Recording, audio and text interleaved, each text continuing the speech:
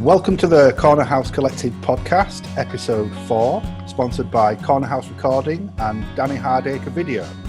Today's guests are Kate Wellham. Hi, Kate. Hello. How are you? I'm good. How are you? Good. It's Kate from Brickbox.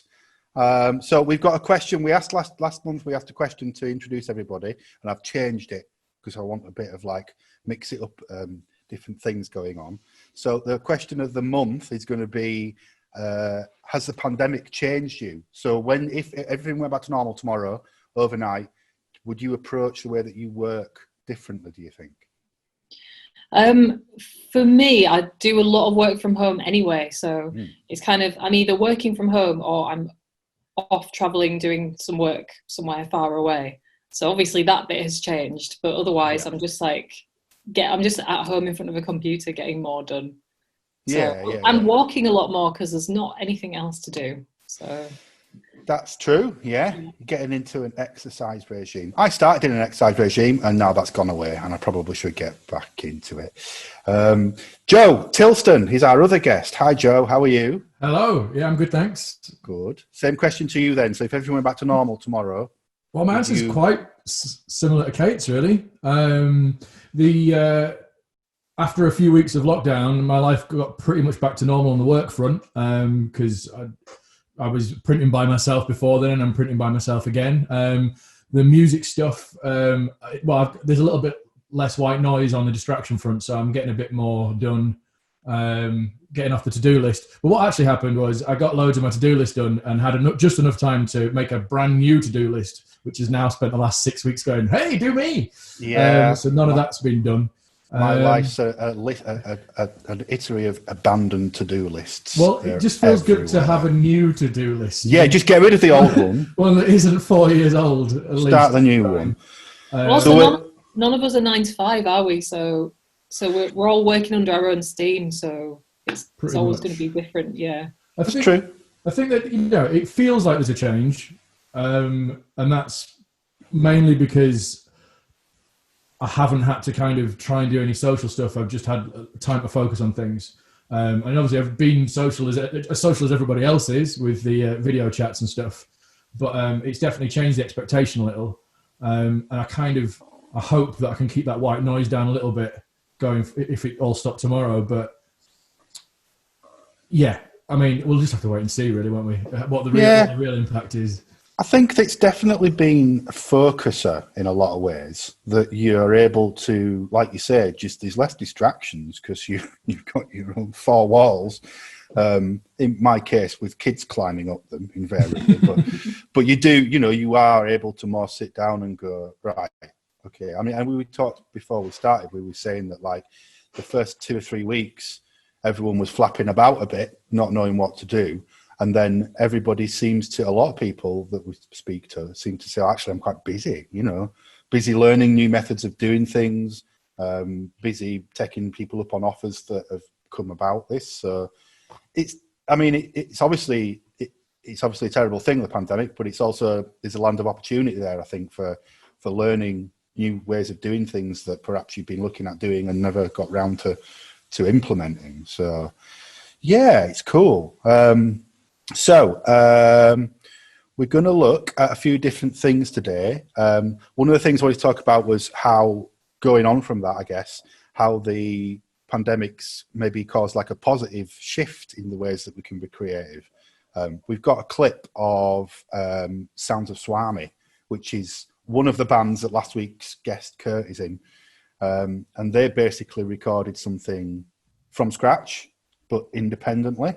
So they all did their own parts and then put them together. So we can wait to see. Here it is on Facebook. There's Joe. And yeah, that sort of astounded me a bit that they were able to make something that was good quality. We're not going to use the audio. The audio is a bit funny on Zoom when you're streaming video, but it was really good that they were able to record something together completely independently. There they all are. I think it's incredible. I think one of the best things that I've seen come out of the lockdown creativity, really. Blown away by it. Yeah, it is. And I think it's shown that people can work that way. We talked to that a bit with Kurt last week about how, you know, you're able to still carry on doing recording work, and the focus of the recording studio, while still important, it's not like you can't do anything without it. So it's we were enabling this environment for years, you know. That's kind of, though it wasn't expected and wasn't predicted, it's like, oh, okay, well, we've got all these things in place. If it was 10 years ago, this would be a completely different story, and people would be going much crazier than they are. Absolutely. I mean, I've long, like, one of my hats is Musician Centre, which is music teaching. You know, we saw the lockdown happening, I think, quite early, or thought there was a good chance of it happening, and got all our teachers onto Zoom teaching. And, you know, they've carried on teaching, like, not at 100% capacity, but find a new way to do it. That's something that I've been thinking about doing for 15, 20 years. And it's only really in the past 2 or 3 years, probably, that the technology's got to the point where it can happen well. But Kate, you said that you do a lot of working at home. So were you doing a lot of kind of video conferencing things previous to this? I actually wasn't. I was doing a lot of in-person meetings, and obviously, you know, that all of those have turned into Zoom meetings, but I do a lot of kind of planning and researching and stuff like that. That's very kind of, it's a solo job. But one of the big things that's changed for me that hasn't been replaced by technology is events. So pretty much all of the people that I work for in an arts capacity, they're all focused on events, and none of those so far have replaced in-person events with anything like. Right. Because, and not because it's not possible, but I think there's been a flurry of that, and I think that everybody just wanted to hold back a little bit and wait and see what was needed, and not just kind of do something because you can. Yeah, for the there's a lot sake of of lines it. out there at the moment, and if you don't do it really well, then it's a bit like, what's the point, you know? There is. I mean, tell us a bit about the Brickbox and what you do there, what they do. Yeah. The The BritBox it's a kind of two-pronged company. So it has a small bar and venue in the centre of Bradford, which is called the BritBox Rooms on Ivegate. But it's also an arts company that can be commissioned to go out and do events of all kinds in other places. So, for example, Hockney's 80th birthday outside Cartwright Hall, BritBox ran that. Bubble Festival in Bradford. Been out South by Southwest and done talks out there.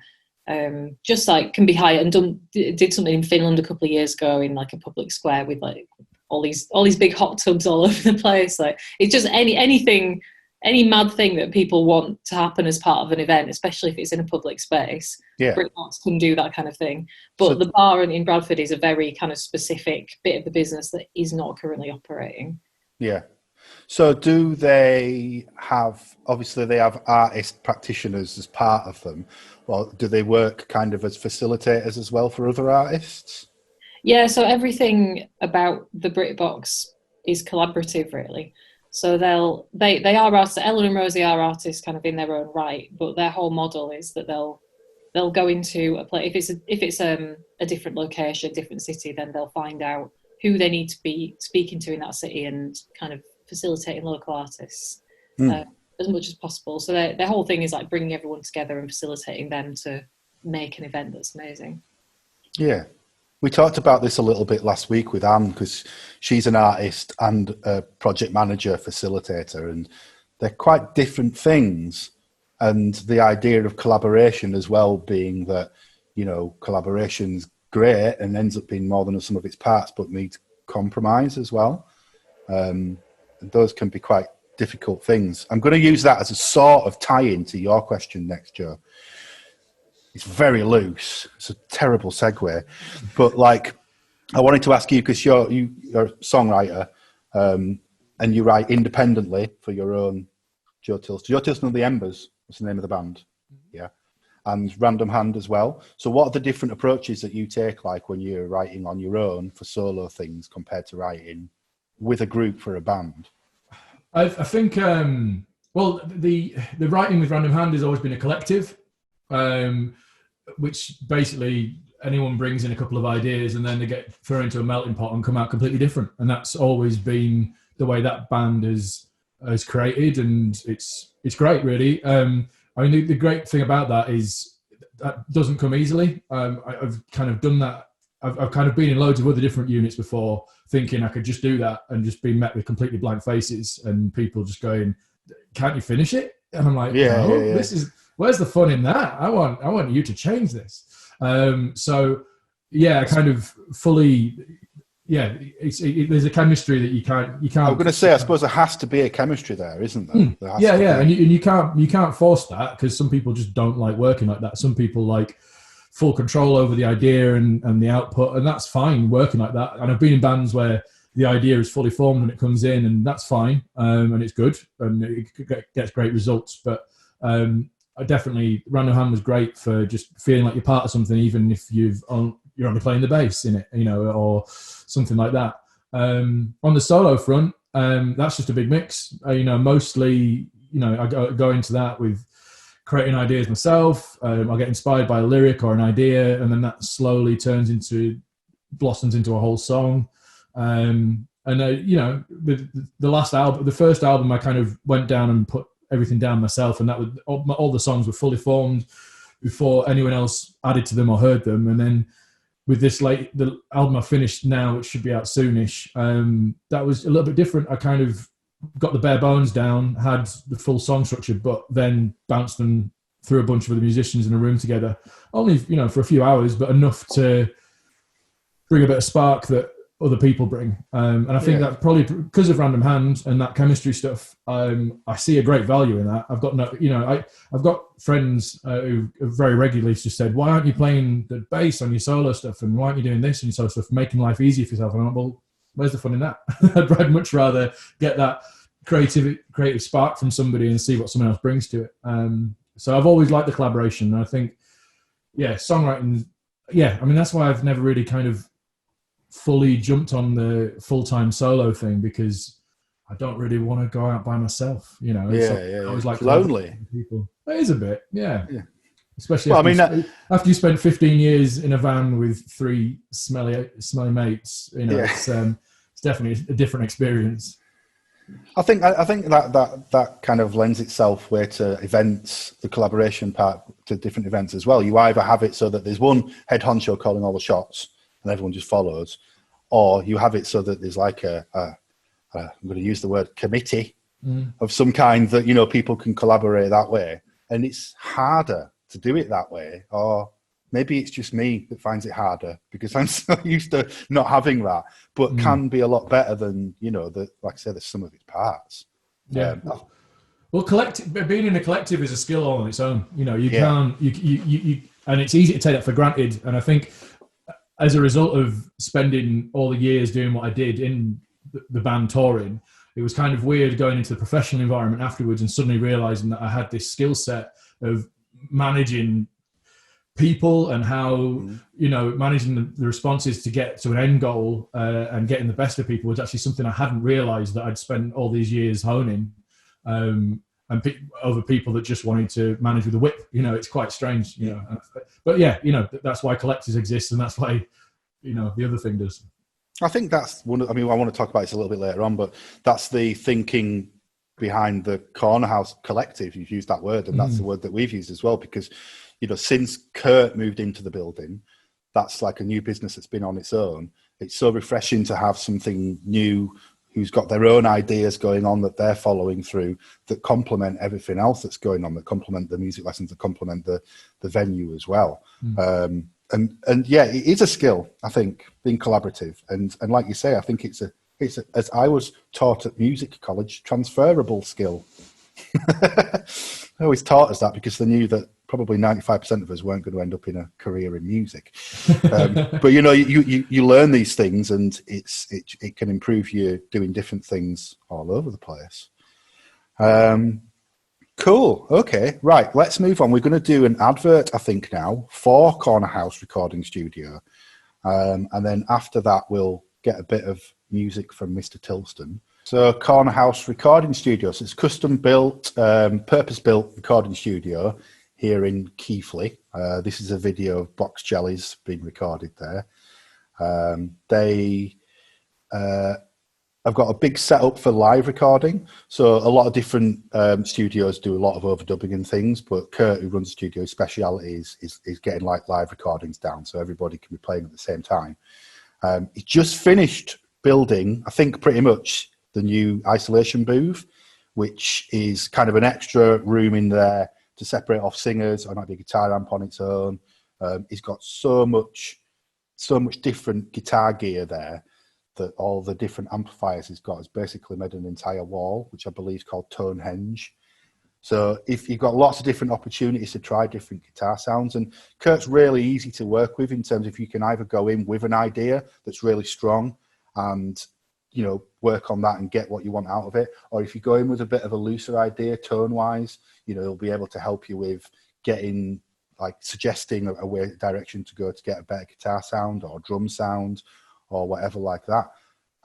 But yeah, that is Corner House Recording Studios. They're one of our sponsors, and we do really appreciate their support. So cornerhouserecordingstudio.com, I believe. Go check it out. Obviously, it's in lockdown at the minute, but getting booked in for when we come out. And he's still working, though, which is good. Got lots of different mixing things going on. So we thank Corner House Recording Studio for sponsoring this episode of Corner House Podcast. Corner House Collective Podcast. That's it. So many complicated different things. Right, you can unmute yourself now. No, you're still going to listen to Tilston now, aren't we? That's good. I will mute myself then. So, Joe, introduce your song. Okay, this is a song called Flowers.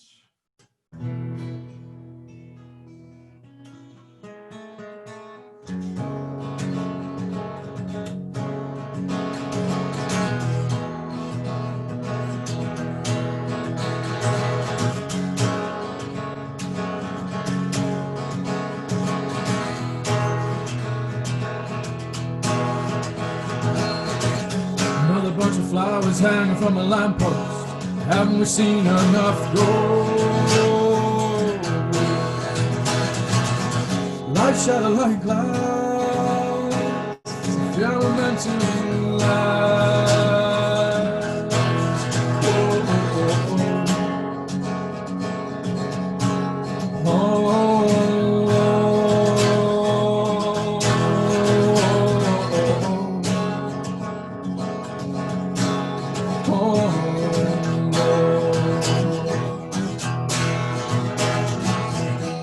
Tick-tock goes the clock that you're watching. Doesn't seem to move that fast, doesn't seem to move at all. Tick-tock go the clocks we're all watching. Why do we want them to move at all? Finished tales and broken rhymes, the one seems to make most times. We're sad enough to stop, sad enough to change. Sad enough to change.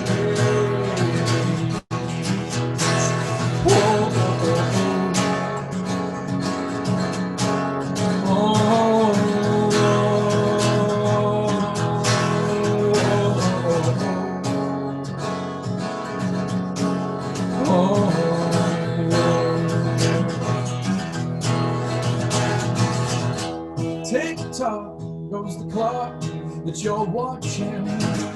Doesn't seem to move that fast, doesn't seem to move at all. Tick-tock go the clocks we're all watching. Why do we want them to move at all?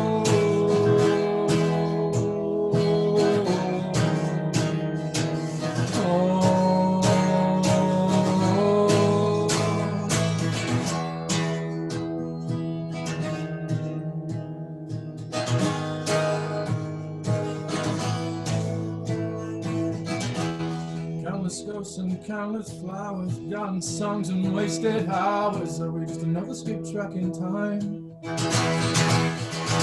Countless ghosts and countless flowers, forgotten songs and wasted hours. Are we just another skip track in time? Countless ghosts and countless flowers, forgotten songs and wasted hours. Are we just another skip track in time? Just trying to find out how. Trying to find out how.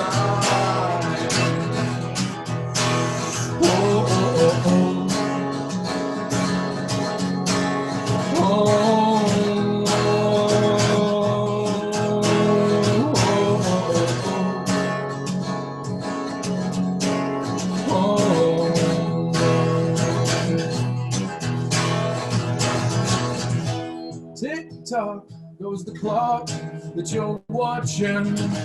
Doesn't seem to move that fast, doesn't seem to move at all. Tick tock goes the clocks we're all watching. Why don't we want them to move at all? Tick tock go the clocks we're all watching. Doesn't seem to move that fast, doesn't seem to move at all. Tick tock go the clocks we're all watching. Why do we want them to move at all?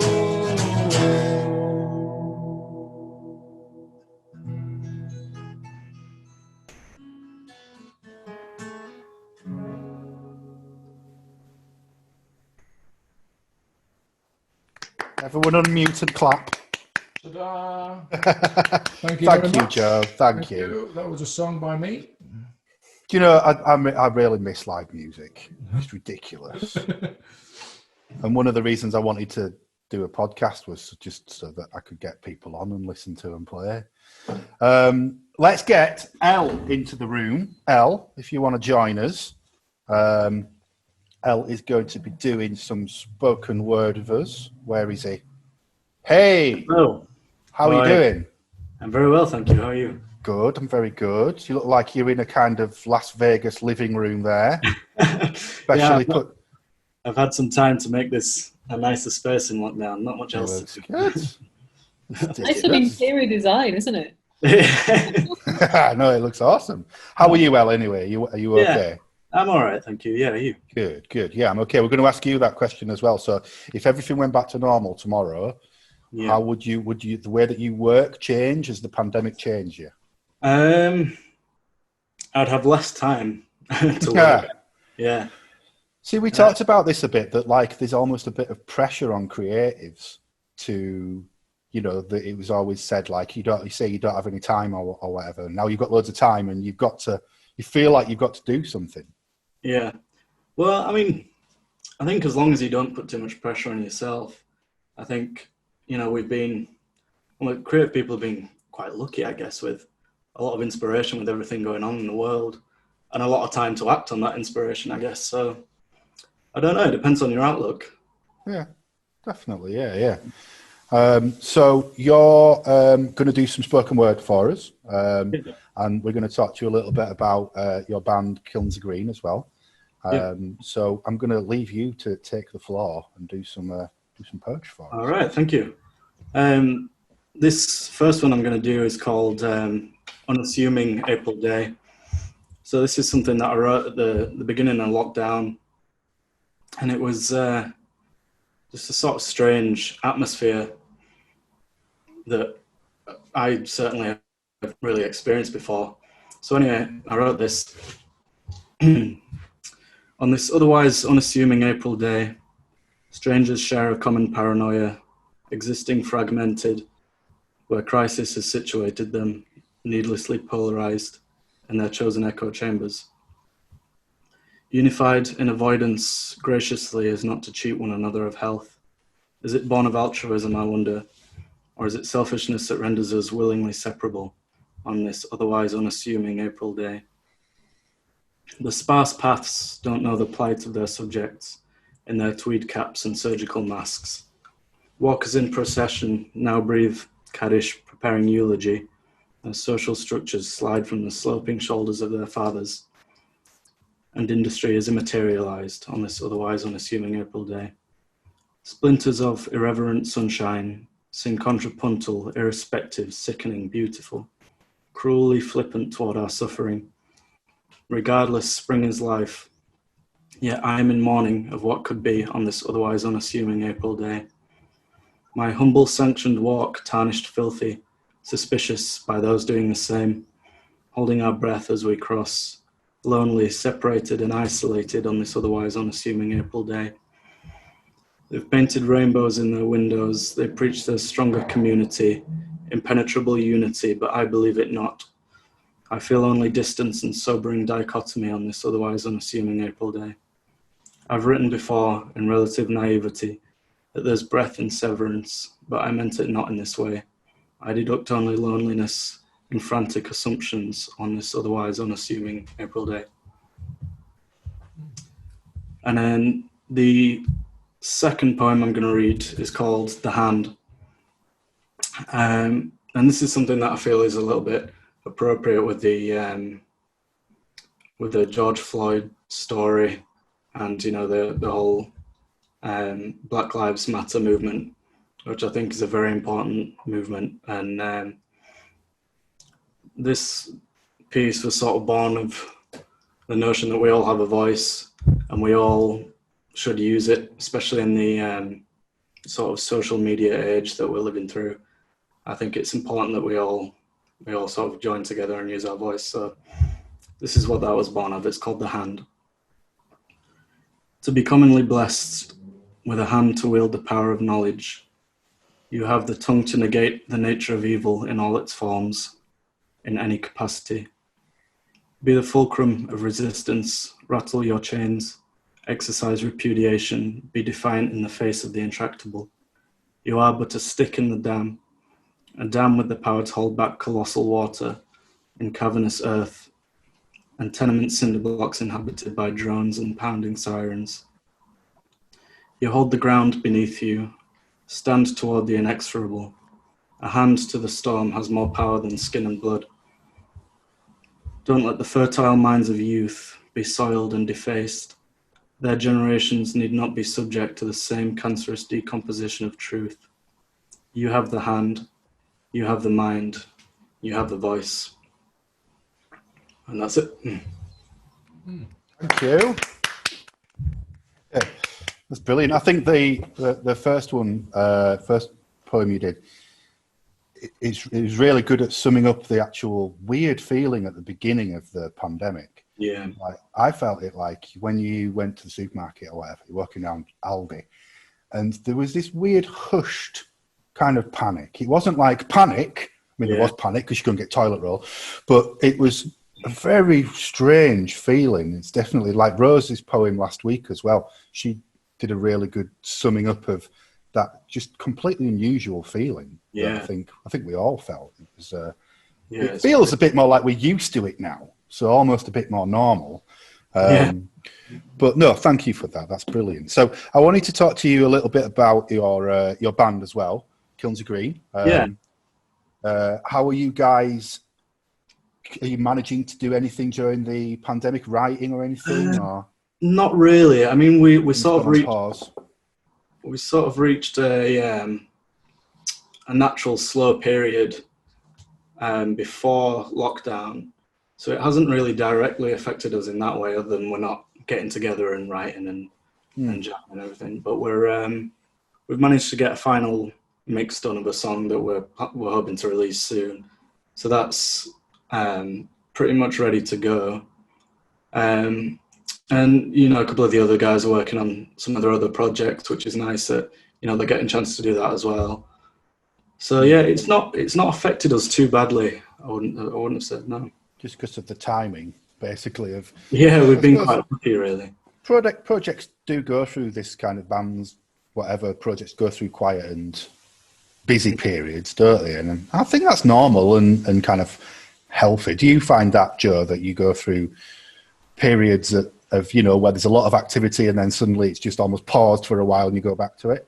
Absolutely, yeah. A friend of mine called them in and out breaths ages ago, and I never related to anything more. And it totally made me really happy to have an in breath and just not be annoyed with myself if I had a load of time. And I mean, over the last few years, I've had periods where I've not been creative at all, and then suddenly it just all comes in a massive amount. So yeah, no, I definitely empathise with that. I think it's not a tap, is it, that you can turn off and on? It just sort of flows as it flows. I think it's similar into friendships in a lot of ways, that the best friendships, you can sometimes not see each other for years, and then when you meet back up again, you basically just pick up where you left off, and that's a testament to a strength of a friendship, but also probably the strength of a creative project like a band or whatever it is. So back to Kilns of Green, you were down to play Bingley Weekender. Yes, we were. Yeah, that's just been pulled. Well, yeah, it's been postponed until next year. Yeah. So yeah, that's all we know really, that we're just being put on the bill for next year instead. That's good that it's been carried over. I mean, it's obviously, it was kind of on the cards, wasn't it? Yeah.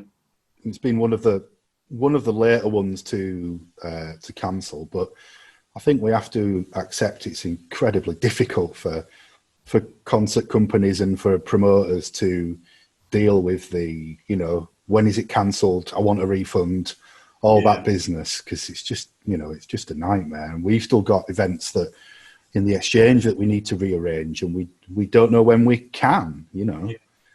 There was sorry, go on. It's so difficult to judge, especially with festivals and stuff, because it's not just the festival itself. Obviously, a lot of people need to get together, and there's a lot of planning, a lot of infrastructure needs to be put in place. So all that's been stunted as well. Absolutely, it's moved to next year. There was Reeperbahn Festival. You mentioned that earlier on before we started, Kate. That's a festival in Germany? It's in Hamburg, yeah. Hamburg. So that usually... So a couple of things have happened on the kind of international showcase festival front that I thought were interesting. The first one, well, obviously, South by Southwest got cancelled. That was the first massive thing to fall. And for me, that's when I knew that this was going to be a thing that lasted for a long time. But around that time, or just after that, was supposed to be Tallinn Music Week in Estonia, which is a kind of multi-venue music showcase, like industry, but also you can go and see loads of bands. And it's like, yeah, it's an indoor-outdoor festival, and it's across the whole city. And that was rescheduled for August, and they put out a press release a couple of weeks ago saying, we are still going ahead in August. We will have precautions in place, but we are still going to be international.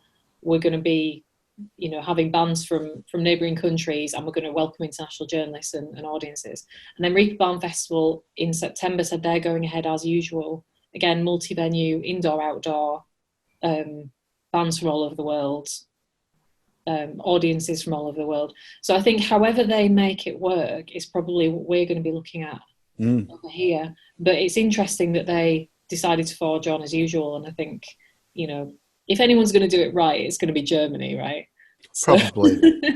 And I've been to that festival loads of times, and I absolutely 100% trust them that they wouldn't be doing it if they didn't think they were able to do it. But how they're going to manage it, I just don't know. It'd be interesting to speculate the UK's involvement in festivals that go ahead, because obviously our infection rate and everything is so off the charts compared to the rest of Europe and things. If anybody's going to be opening the doors to places, it's not going to be us, is it? So I have a little concern about that, because Germany can open its doors to Austria and stuff because they've got no concern, but I don't see. I'm a little worried. I think with stuff like that, I mean, the bands who will be invited, it's a different thing to go for work versus going for a holiday or for leisure or to attend a festival. So I think bands from the UK, if they've been invited to play, will probably be fine. I mean, obviously you've got your quarantine on the way back, but going out there, they'll probably be fine. But audiences going out there, I don't know if we'll be allowed. We'll see, I guess. Well, we're going to be apparently stopping people coming into the country. When is it? The 15th?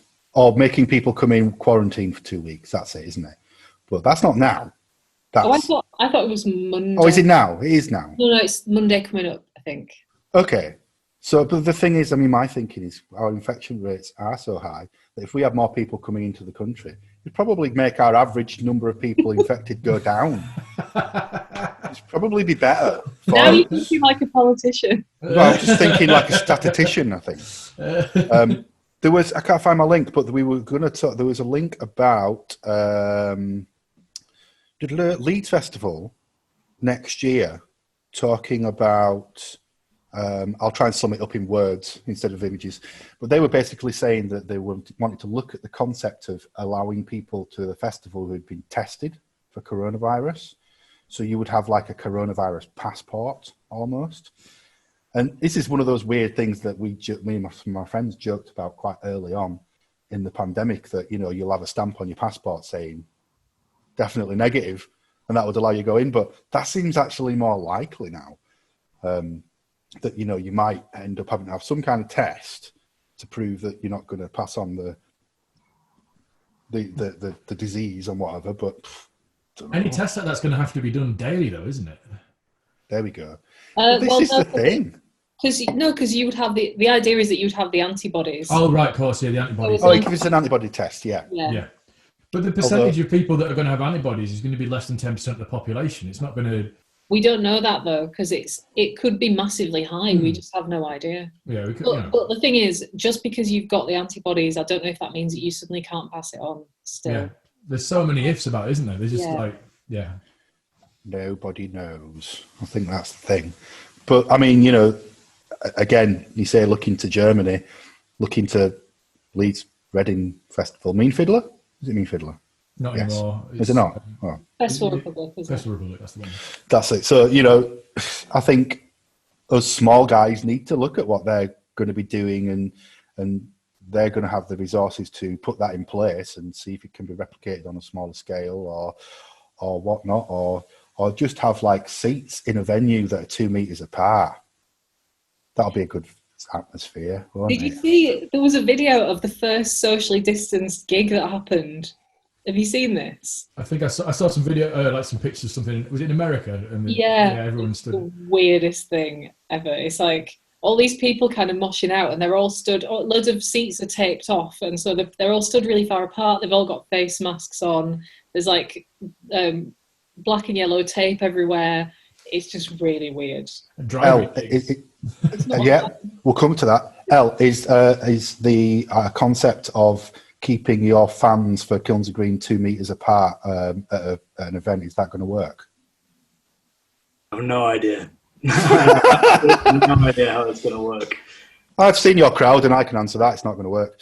The thing is, though, like, people get excited and, you know, have a drink, and they're really hard. Drunk people are really hard to give rules to.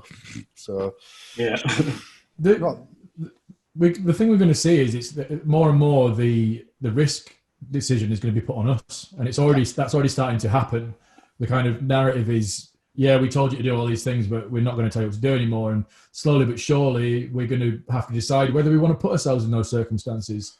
And that's as much as I'm in two minds, because I massively wish they would just go, you can do this and you can't do that, and be really clear about it. But I understand that for a long-term plan, we have to take ownership of it. And I think, you know, we're all going to be so different coming out of this. You know, I was having a conversation with my dad. We went on a socially distanced walk as soon as we could. We're up on the moors, and he kind of, in a very different situation, you know, he should have been doing gigs this year to celebrate 50 years in the business. So he turned 70 just as the lockdown happened. And he's talking about it like he's aware of comes to terms with the fact that he may have done his last gig. You know, and it's like, I have to accept that I don't want to put my health at risk, and I don't want to go in a room with 100 strangers that might give me something. So, and I'd rather be alive than do a gig again. So having that conversation, that very real decision was heartbreaking, actually, that people are going to have to consider that.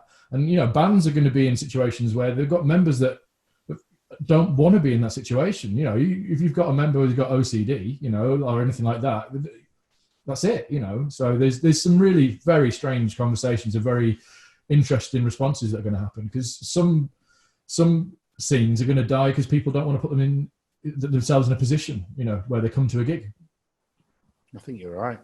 And I think it's certainly something that we're looking at, and a lot of other venues are looking at, the concept of live streaming events, and whether that's got legs. We talked about it a bit last week as well, but I think it is pertinent to find out, you know, what the bar is that people will, if they will pay to watch a live stream, you know, if it's the same, can we get the same thing out of it that we want when we go to socialise in a room all together? Not, you know, that these things might work alongside each other.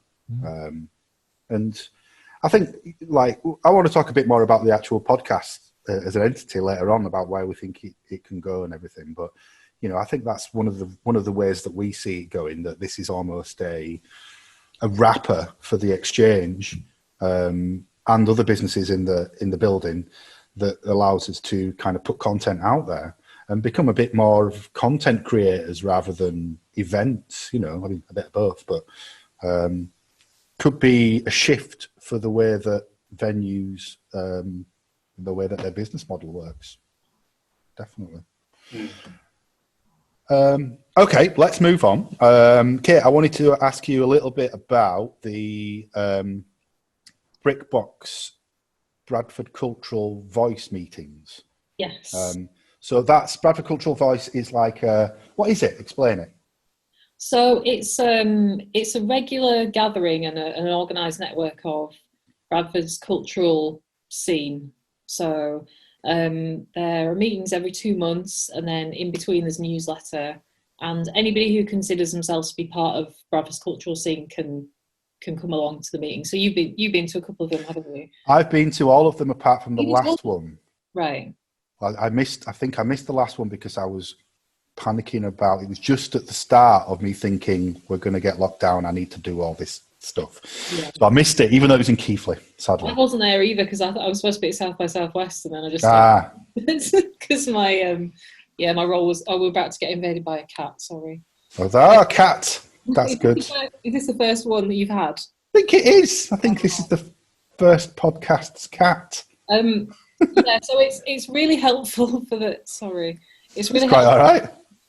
It's really helpful for the scene to have this kind of organised thing, and the Brickbox are they're the administrators of it, but no one's kind of in charge. It just needs some organisation, and it's great because we've just got everybody in the room, from sort of people who oversee all Bradford museums and galleries to individual artists who just work out of their houses and don't really necessarily mix with other people on the cultural scene because they don't know who's who. And I think one of the problems that Bradford's had for a long time, and correct me if I'm wrong because you guys would know, but it's just knowing who's who and who's doing what. It's if you know, and if you don't know, you have no way of finding out. And I think that's a big problem in Bradford in a way that it kind of isn't in Leeds, for example, or Manchester. You can find the networks, you can find out what's going on. And I think we're kind of getting there with Bradford, and the Brickbox were really good people to do it because Rosie and Eleanor sort of with the whole collaborative and event organising thing, it's their job to be in the middle of that anyway and to know who to commission. So it made sense for them to do this. And I think people are getting stuff out of it. Certainly collaborations are happening. I think it's really good, yeah, and I think it's a little bit of a leveler, like you say. There's people there that run the Bradford Museum and Art Galleries down to individual artists, and it feels like a level playing field in a lot of ways, and it's inspiring, I think, as well, to what you can do. Like everybody feels, or I suppose I can just speak for myself, but you sometimes feel a bit held back with what you could achieve and what direction you could go in. But you're seeing other people doing these things and thinking, well, that's a really good idea, and that means that if they can do that, I can do that. So it's good to get a bit of inspiration and that. And like you say, it's just networking, isn't it? It's they've been good. Are they? What is the future for them? Because I guess obviously there's not the physical meetings going on at the minute, but well, we did an experiment actually recently where people submitted their section that they would have, because everybody knows who's going to speak at the meeting in the organised bit beforehand. So people who were going to speak recorded a video, and then we edited it all together, and I think it came out about an hour and a half something altogether, which is about what you would expect the meeting to be. Yeah. And we played it as a premiere on YouTube, so it kind of, when everybody watches it along live at the same time, you can have a chat in the chat thing. And it was great. It was just like, everybody seeing it for the first time and treating it like it was a meeting, and then having like breakout chats. And it wasn't ideal, but in terms of the current situation, I think it was better than having a big Zoom with people on it. That sounds really good.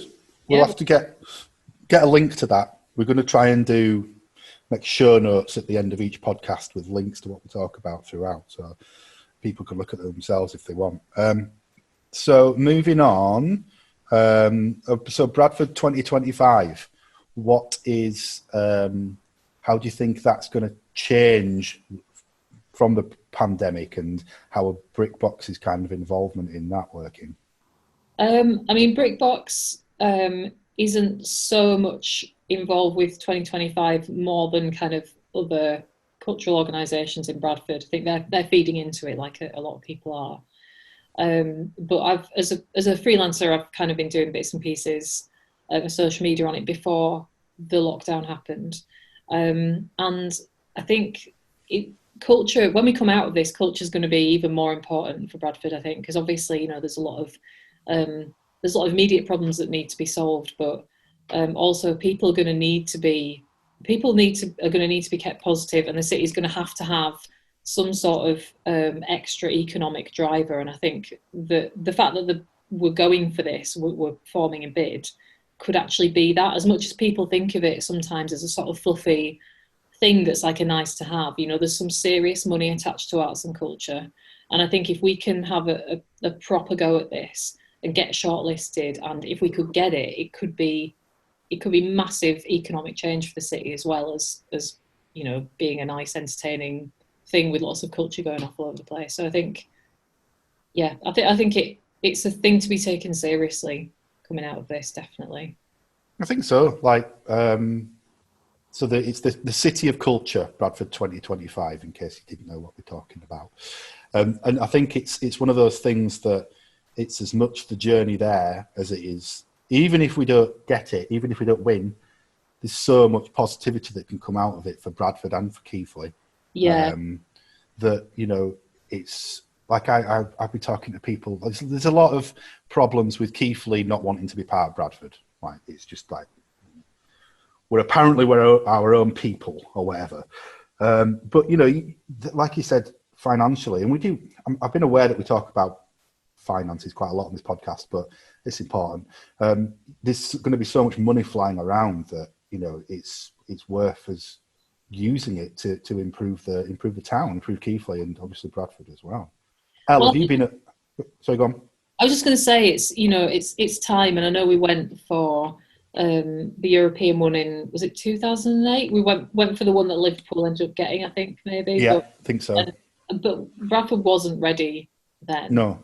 And, you know, with this bid, you know, the ideas that are coming out of it, and with this bid director, Richard Shaw, we've got, who's absolutely brilliant, it feels like the time is right. And like you say, just the process of putting a bid together will pull the city together, I think.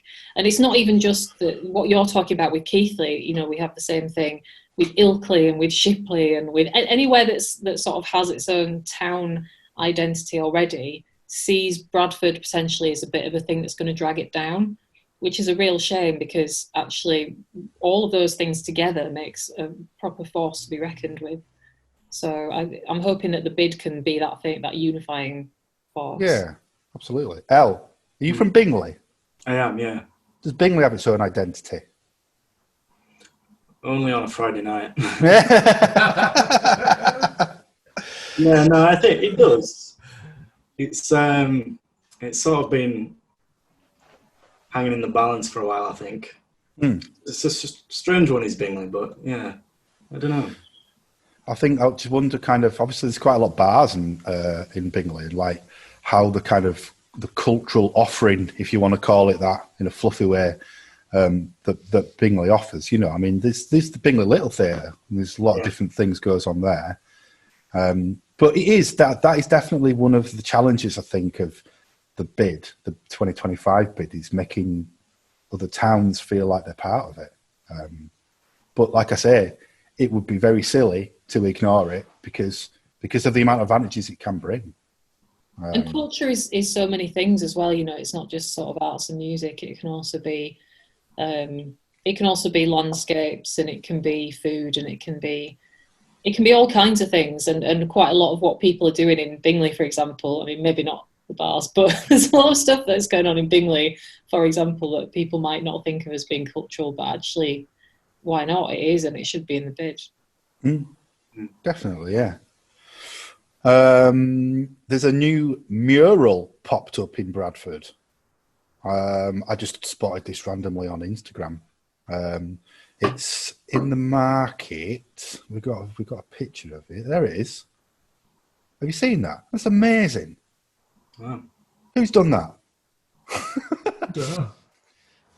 But that's like, I wanted to kind of go on a little bit about street art, I guess. Street art being sort of a bit of a catch-all phrase, isn't it? But that's obviously been commissioned or something. I've no idea how they've done that. They must have had scaffolding up or something. But I think I might know if you find out. Someone sent me a message about it the other day. I think it might be some kind of real estate company, but they are, but it is issue based. So it was supposed to be about domestic violence, and so yeah, interesting mix of things. Yeah. There's obviously the big in the news, the Black Lives Matter movement and whatnot that's going on in America. We've got another link that's actually Twitter account of one of our first guests, Steve Manthorpe, if we can bring that up, of the road leading up to the White House. They've completely painted Black Lives Matter on. Wow. But that was, I think, commissioned by the mayor of Washington, DC. So, you know, powerful piece, that, isn't it? it's amazing.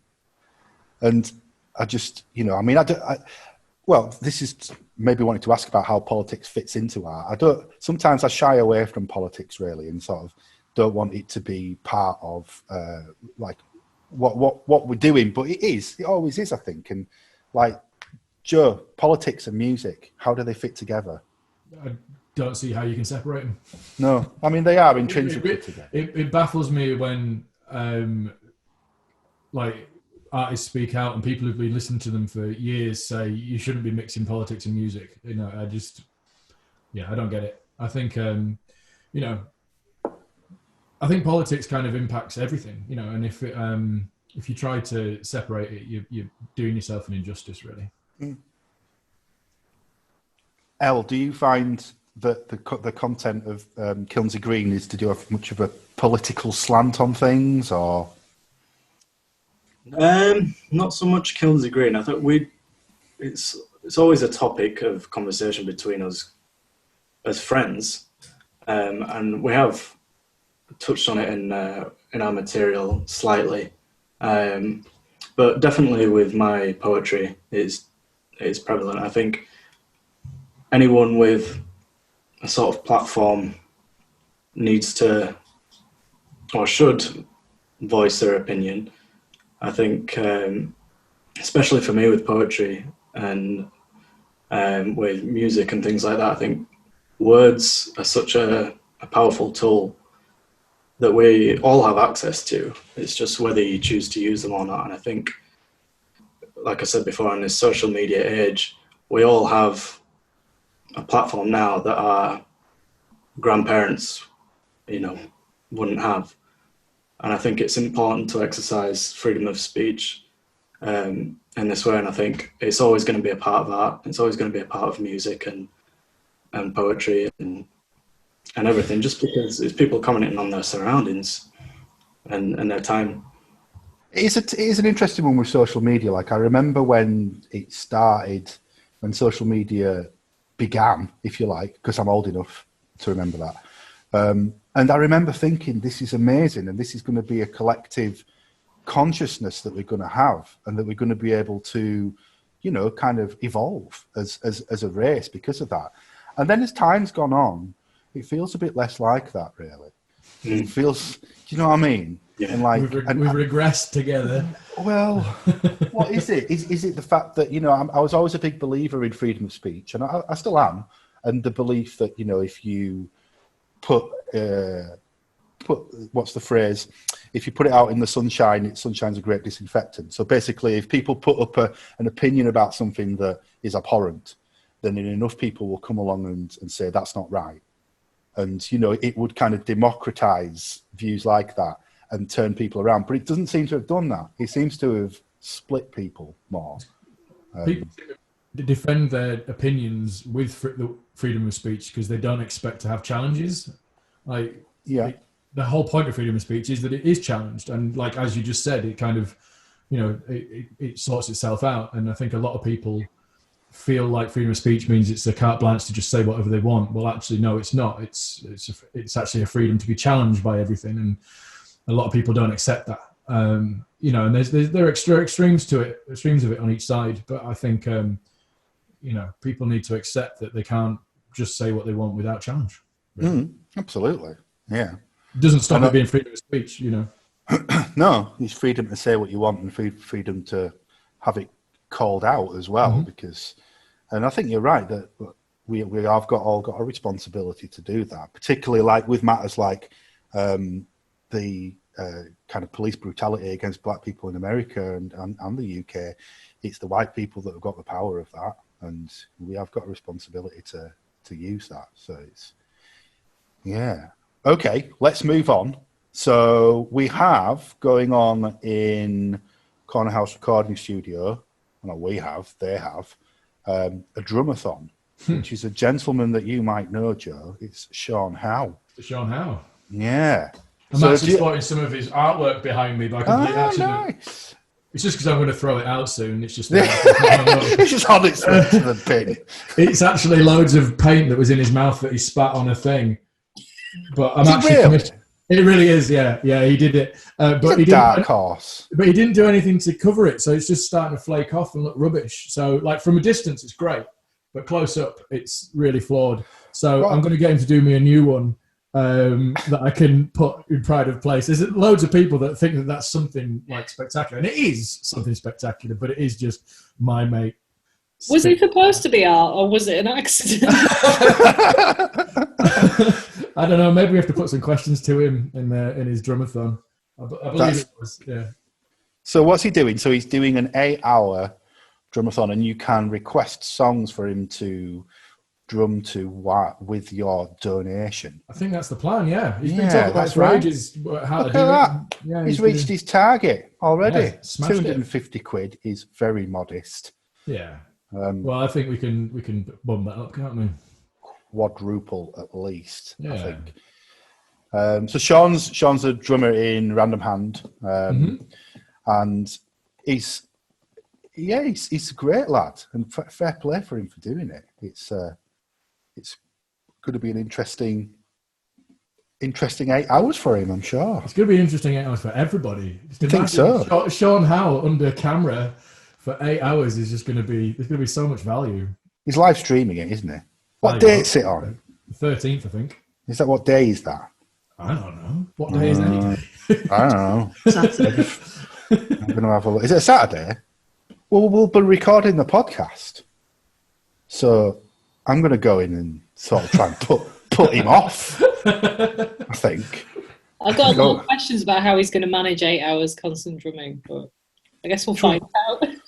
I've seen him pull off a lot of impressive drum stuff with one hand, so he's going to be eating, doing all that kind of stuff. That guy drums like no one else. He's got next level skills. So, yeah. Obviously, toilet breaks would be interesting, but absolutely, there's a really bad thinking about. Right, we've got another advert to do. Paints, so. Yeah, we've got another advert to do. Where is it? Let's pull it up. It is Danny Hardaker video, isn't it? We will get that going. So if you want a breather, we've run a little bit over, but I don't care. So sorry. If you have to rush off, then you can do. But so this episode of Corner House Recording, no, keep doing that. Start that again.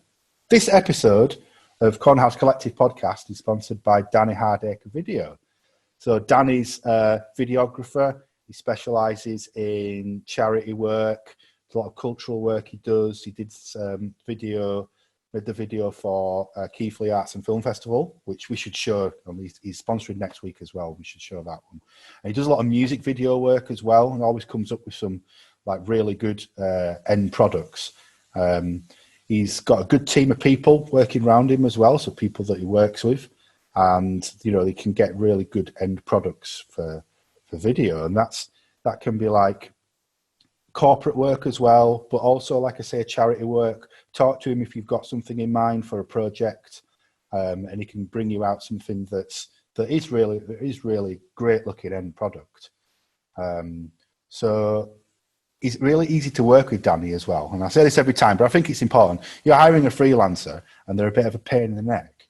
It just completely spoils the whole thing. But if he's someone you can work with and someone that you can like bounce ideas off of, whether you've, again, same as what we said about the recording studio, you can either go in with quite a concrete idea of what you want, or you can go to him with like a bit of a part idea that he can flesh out ideas with. So, like I say, really easy to work with. Danny Hardaker, Video, we thank him very much for sponsoring this episode of Corner House Collective Podcast. Thank you, Danny. I have worked with Danny before, and he is. Oh, there you go. He's a good lad, isn't he? He's got an enormous beard at the moment. He normally does, but now it's like, I think I saw a sparrow nesting in there early on. It's like a little bird. It is. But no, he's great. And like, he's been helping us with this podcast as well. And we wanted to talk a bit about the podcast because we're on episode 4 and we initially set out for 5 episodes. We got some funding help from Bradford Council, which was like, they set up a crisis fund. And we got a bit of funding for that to help us with the equipment and things that we need to start it. And I think it's been really helpful for us to figure out, I think we do want to carry on doing it after the 5 are up, and figuring out how to do that. So obviously we've got the concept of sponsors. We've got the kind of idea that we might get some more funding from somewhere else and mash them together. But Kate, have you worked with people that have got the crisis funding that came out from Bradford Council? Yeah, so this funding, it was originally for, I think, communities for events, like things that actually physically happened in different places around Bradford. And then they redirected it to people who wanted to bring people together around Bradford in some way through this period of time. So yeah, so BritBox got some to do, Rosie and May from BritBox, not as BritBox, got one to do a podcast for Pride, which they put on BCB, which was really good. And there's a photographer called Carolyn who did, have you seen the teenagers in lockdown taking their own pictures of their lockdown experience? Yeah, that's right, yeah. That got in like international news, I think, because it was the only project of its kind showing what life was like as a teenager in lockdown. And Hidden Bradford got some as well, actually. So for a thing called BDT, which is an online tea break thing, which I wanted to plug a little bit. Yeah, anyway. Tell us about that. Thanks, I will.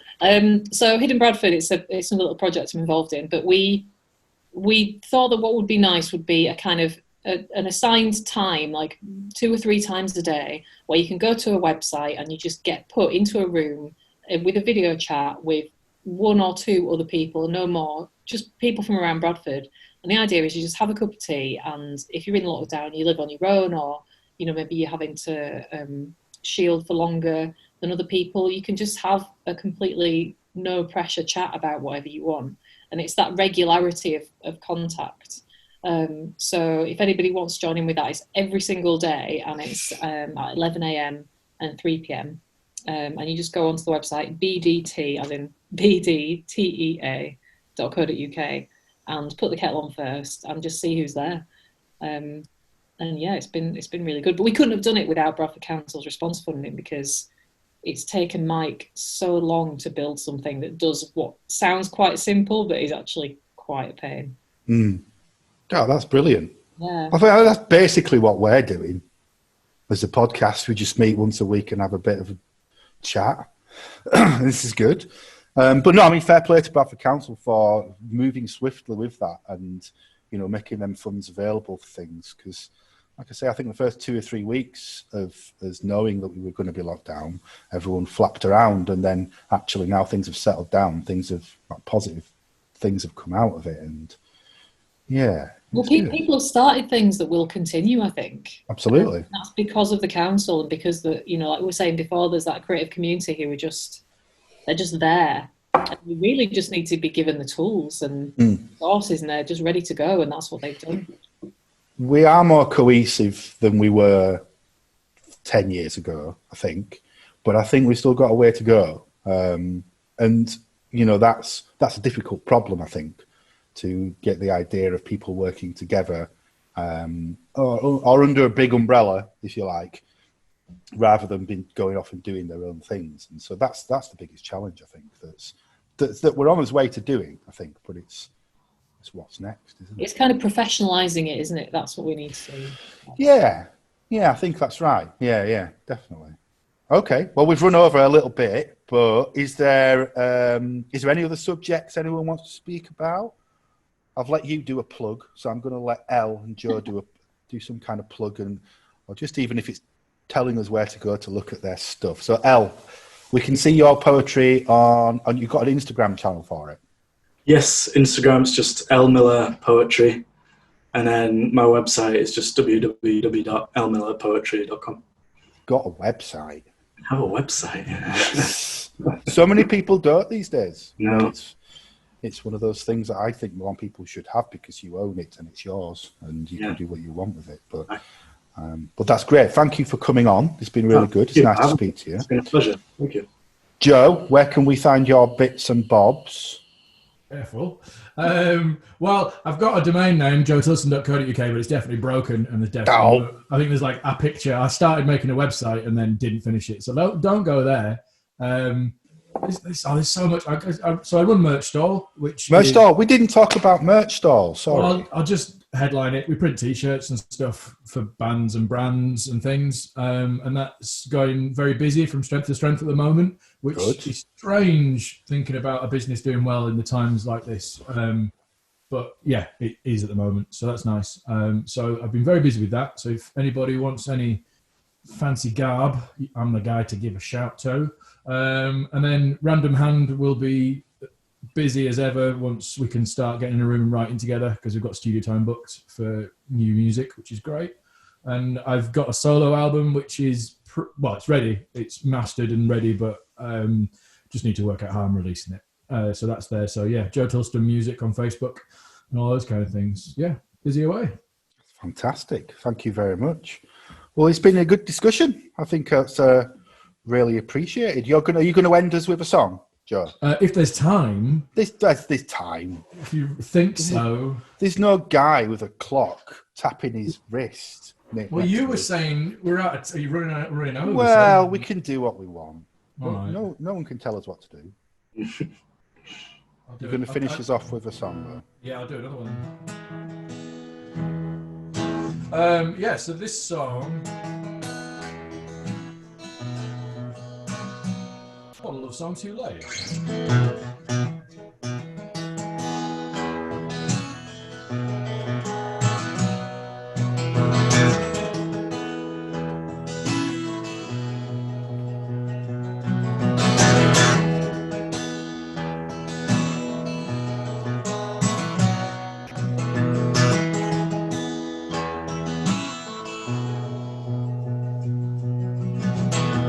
Lack of commitment says it all.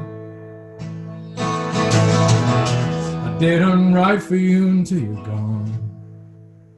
A lack of commitment says it all.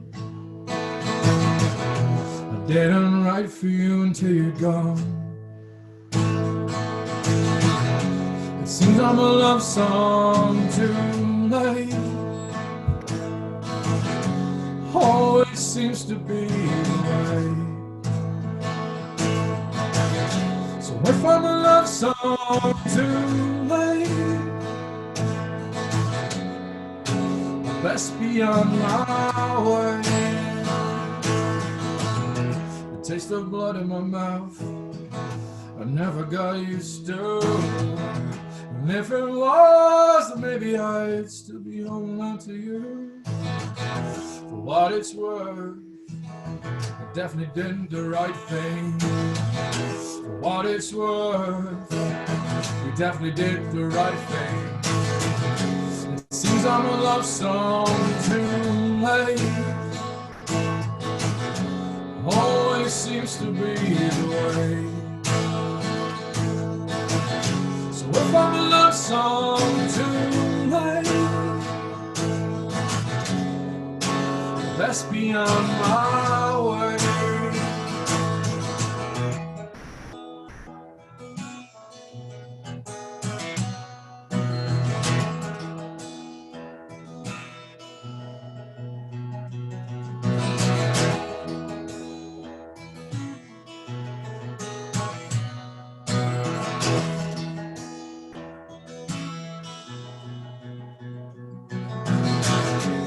Seems I'm a love song too late. Always seems to be the way. So if I'm a love song too late, so if I'm a love song too late, so if I'm a love song too late, best be on my way.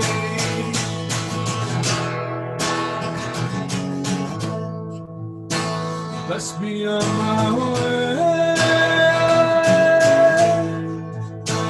Best be on my way.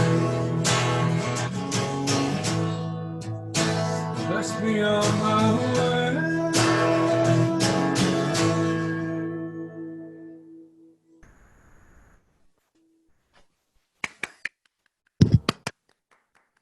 Thank you very much, Joe.